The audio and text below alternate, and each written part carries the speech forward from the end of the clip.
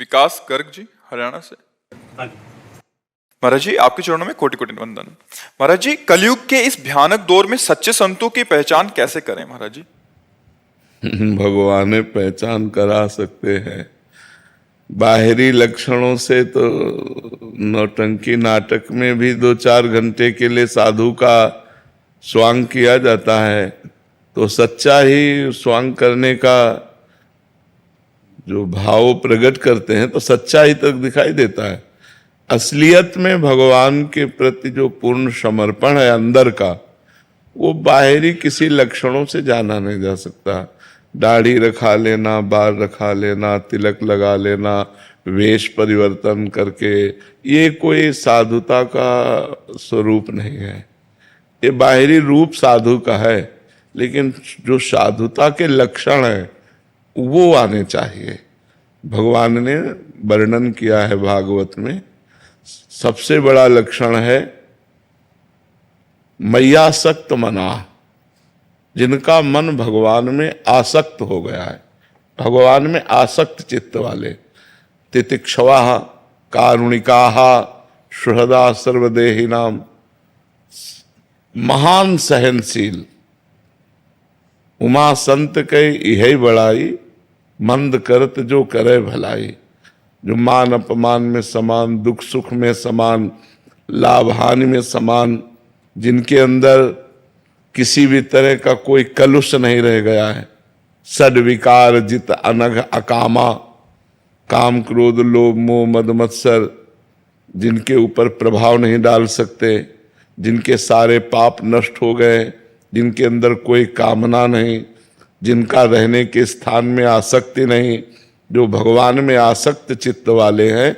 अब ये सब अंदर की बातें हैं, तो बाहर कैसे बताया जा सके कि कौन सही है कौन गलत है? ये तो केवल भगवान जान सकते हैं, नहीं जान सकते। जैसे हम रो रहे हैं तो पता नहीं कौन सा चिंतन करके रो रहे हैं, लगेगा संत है रो रहे हैं तो भगवान में रो रहे हैं, लेकिन जरूरी नहीं कि वो भगवान में रो रहा हो। चर्चा भगवान की चल रही है और उसका अंदर का चिंतन क्या चल रहा है, वो अपने किसी दुख से दुखी होकर अंदर के किसी चिंतन से रो रहा। तो ये बाहरी बातें किसी भी तरह प्रमाणित नहीं की जा सकती, लेकिन भगवान जानते हैं। तो हमें लगता है कि भगवान से प्रार्थना करें कि आप अपने जो निज संत जन हैं उनसे मिला दो, तो वो मिला देंगे। जब द्रवहि दीन दयालु राघो, तो साधु संगति पाइए। कई बार सही मार्ग में चलते हुए भी फिसलन हो जाती है, मतलब सही है लेकिन गलती हो गई है, तो लोग उसे कह सकते हैं कि साधु नहीं है, लेकिन ऐसा नहीं है।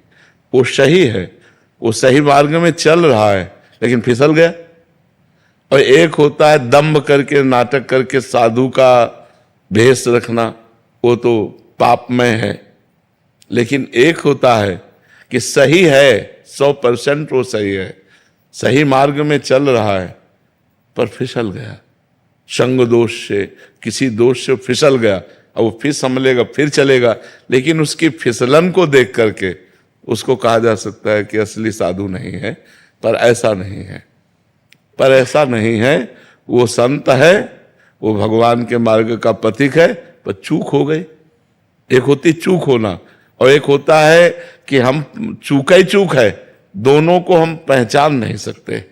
जिसका समाज और एकांत दोनों उज्जवल हों, वो भगवान का प्रेमी संत होता है। उसके लिए चाहे वो अकेला हो चाहे 1000 के बीच में बैठा हो, उसमें कोई अंतर, बनावट नहीं होती। तो भगवान के लीला कथा में प्रेम होना, भगवान के नाम में प्रेम होना, भगवान के चरणों में प्रेम होना, सबको भगवत स्वरूप समझना, दुख सुख सहना, मान अपमान सहना, ये सब संतों के जीवन में है। पर बाहरी लक्षणों से हम कैसे पहचान सकते हैं? हमें तो एक भी लक्षण बाहरी से नहीं लगता कि साधु की पहचान की जा सके। क्यों? नौटंकी नाटक में भी तो लोग हमसे बढ़िया दाढ़ी लगा लेते हैं, हमसे बढ़िया बाल बना, तो नकली नहीं लगा लेते। तो हमें लगता है कि भगवान मिलावे सच्चे संत से। तो जैसे हीरे बोरियों में नहीं होते, हीरे बोरियों में नहीं होते कि बोले ये बोरी काहे की लदी है, बोले हीरों की, नहीं ऐसे हीरे वो तो कहीं ऐसे होते, ऐसे हंस जो होते हैं ना, हंसों की ऐसे जमात नहीं होती कि ऐसे बिरले, ऐसे जो संत होते हैं ना बिरले होते हैं। कोई एक पाव भगत जिब मोरी, हो सकता है कोई संसार का आदमी उसे न जानता हो कि ये संत है और वो संत हो सकता है बहुत लोग जानते हो वो संत ना हो। दोनों बातें हो सकती है। हो सकता है कोई नहीं जानता उसे, ऐसे पागल सा पड़ा है, ऐसे वो भगवान का प्रेमी संत हो सकता है हजारों लोग जानते हैं लेकिन वो साधुता ना हो। तो हमें तो लगता है इसका फाइनल भगवान ही कर सकते हैं कि संत कौन है और असंत कौन है। सच्चा संत भगवान जानते हैं और वही मिला सकते हैं। बिनु हरि कृपा मिले नहीं संता, बिना भगवान की कृपा के संतों को मिलन नहीं होता। तो और हमें तो समझ में नहीं आ रहा कि कैसे पहचाना जा सके। हृदय कंचन कामिनी कीर्ति में लगा हुआ है तो भगवान का, तो इसीलिए हमें लगता है कि सच्चे संत की लिखा है देवर्षि नारद जी ने, महत्संगस्तु दुर्लभो, महान पुरुषों का संतों का संग दुर्लभ है। महत्संगस्तु दुर्लभो अगम्यो, उनको पहचानना कठिन है। अमोघस्य, अगर मिल गए तो निश्चित भगवत प्राप्ति हो जाएगी। अगर ऐसे संत मिल गए तो निश्चित भगवत प्राप्ति। अमोघस्य, उनका मिलना व्यर्थ नहीं जाएगा। अब देखो महान संत हैं जड़ भरत जी, और रहुगण बड़ा विद्वान है और कपिल भगवान से सत्संग करने जा रहा है। एक पालकी का कहार बीमार हुआ तो बोले पकड़ लाओ, तो उन्हीं को पकड़ लाए।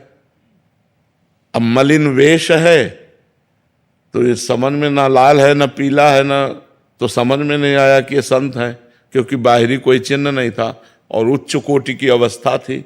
ज्ञान की भूमिकाओं में विचरण करने वाले महापुरुष, निरंतर आत्मस्वरूप में स्थित जड़ भरत जी महाराज, पालकी में जोत दिया कि नहीं जोत दिया।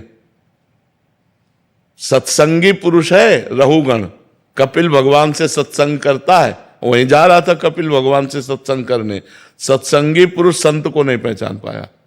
क्यों? एक मलिन कपड़ा धारण किए और कुछ है नहीं, न दंड है, न कमंडल है, न चिन्ह है, न कोई कंठी है, न कोई माला है, और अध्यात्म की इतनी ऊंची ऊंचाई पर विराजमान है कि उनका चरित्र भागवत में है, लेकिन वो नहीं जान पाए।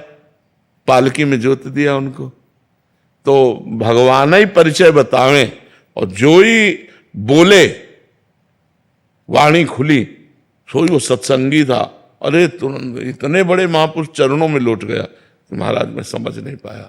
आप जैसे अवधूतों को समझ पाना बड़ा कठिन है। आप भगवान दत्तात्रेय हैं या आप भगवान कपिल देव हैं, आप कौन हैं? तो उन्होंने बताया कि मैं राजर्षि भरत था, मृग के मोह में फंसा, अगला जन्म मृग का हुआ, अब इस जन्म में जड़ भरत के रूप में हूं।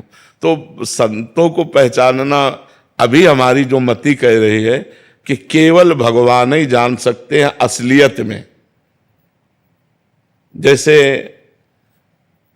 राजस्व यज्ञ था, तो राजस्व यज्ञ में था कि जब एक अकिंचन महाभागवत प्रसाद पा जाएगा तो आपकी यज्ञ पूर्ण मानी जाएगी और ये शंखनाद अपने आप होगा। तो सब कोई पा गया, ब्रह्मा शंकर सब आए हुए थे, लेकिन शंख नहीं बजा। तभी युधिष्ठिर जी ने पूछा कि यज्ञ में त्रिभुवन के बड़े बड़े सब ऋषि मुनि महात्मा पा चुके, शंख क्यों? बोले अभी अकिंचन, अकिंचन माने भगवान के सिवा जिसके पास कुछ नहीं है, और दैन्य जिसको ये भी अनुभव नहीं कि मैं भगत हूं, जिसको ये भी भान नहीं कि मैं भक्त हूं और महान भक्त है और भगवान के सिवा उसके पास कुछ है नहीं। तो भगवान ने कहा कि अभी अकिंचन भक्त ने नहीं पाया। बोले अकिंचन भक्त कहाँ मिलेगा प्रभु ऐसा त्रिभुवन में? बोले आपके ही नगर में रहता है और आपके पास रोज आता है। बोले प्रभु ऐसा भक्त और हम जान नहीं पाए? बोले हाँ, स्वपच वाल्मीकि रोज दलिया लेके जूठे दोना पत्तल उठा, जाओ उनके घर और निमंत्रण दे और वो प्रसाद पावें तो शंख बजे। तो जब उनके घर गए तो रो रो कर भगवान के चिंतन में बैठे हुए थे ऐसे। जब भीम और अर्जुन ने देखा कि अरे ये डलिया लेकर के जाते हैं बाहर, जूठा दोना पत्तल उठाते हैं, तब वो स्वरूप और एकांत में भगवान की छवि, और भगवान से गए, साष्टांग दंडवत किया अर्जुन और भीम। अरे वो बोले मालिक हम आपकी जूठन खाने वाले, आप हमें प्रणाम कर रहे हो, मालिक आप। तो बोले भगवान ने निमंत्रण के लिए भेजा है। तो गुस्सा हो गए भगवान पे कि आप जो है, हम छुप कर आपका भजन कर रहे थे, तो आप प्रकाशित, ये राजा लोग प्रणाम करेंगे, संसार में हमारा यश हो, फिर भजन हम कर पाएंगे भगवान से, पर आप जो करना चाहते हैं उसे रोक कौन सकता है। तो बोले महाराज निमंत्रण है आपका। बोले हम तो रोज जूठन पाते हैं आपकी, जो दोना पत्तलों में फेंकी जाती है वो रोज पाते हैं। बोले नहीं, निमंत्रण भगवान ने कहा है। उनको सुंदर पालकी सजा करके उनको ले जाया गया। रात भर द्रौपदी जी ने विविध पकवान बनाए। अब जब उनको बैठाल के पवाया गया तो वो खीर, हलवा, पूड़ी, रबड़ी सब एक ही में, दाल, कढ़ी सब एक ही मिला लिए। तो द्रौपदी जी को थोड़ा सा लगा कि रात भर अलग अलग व्यंजन बनाती रही, आखिरकार हैं तो अगर कोई राजा महाराजा होते तो अलग अलग स्वाद लेते हैं। शंख नहीं बजा उनके पा लेने पर भी। तो युधिष्ठिर जी ने कहा भगवान आप तो कहते थे कि इस अकिंचन संत के, तो आपके कथनानुसार इनको लाए पवाया, शंख। बोले कोई अपराध बन गया, पूछो किसी से कोई दोष दर्शन हुआ। तो द्रौपदी जी ने कहा हमको दोष दर्शन हुआ कि आखिरकार हैं तो अगर कोई राजे महाराजे घर के होते तो पूरी रात भर व्यंजन बनाया, उसका स्वाद लेते, तब एक ही में मिला लिया। तो भगवान ने पूछा एक में क्यों मिला लिया। बोले प्रभु स्वाद तो आप लेते हैं, हम तो प्रसाद पाते हैं, हम तो प्रसाद पाते हैं। जो ही द्रौपदी जी ने प्रणाम किया सो शंख बज गया। अब बताओ इतना बड़ा महान संत कौन जान रहा था। हाथ में झाड़ू है और डलिया है जिसमें जूठे दोना पत्तल।